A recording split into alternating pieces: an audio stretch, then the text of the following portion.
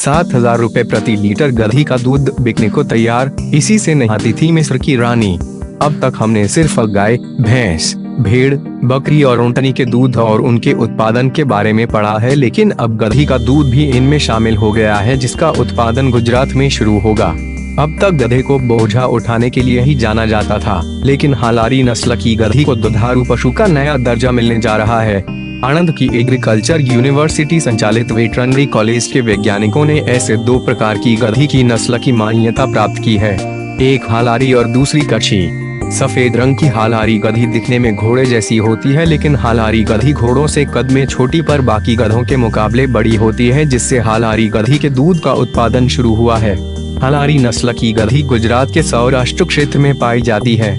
अब गुजरात सरकार हालारी नस्ल की गधी को दुधारू पशु की श्रेणी में रखकर कमाई का जरिया बनाने का सोच रही है। आणंद एग्रीकल्चर यूनिवर्सिटी के वेटरनरी डॉक्टर DN रंक ने बताया कि गुजरात की स्थानीय हालारी नस्ल की गधी के दूध में बहुत औषधीय गुण होते हैं। मिस्र देश रानी क्लियोपेट्रा गधी के दूध से स्नान करती थी, क्योंकि दूध में एंटी एजिंग, एंटीऑक्सीडेंट और कई दूसरे तत्व होते हैं, जिससे यह दूध कीमती हो जाता है।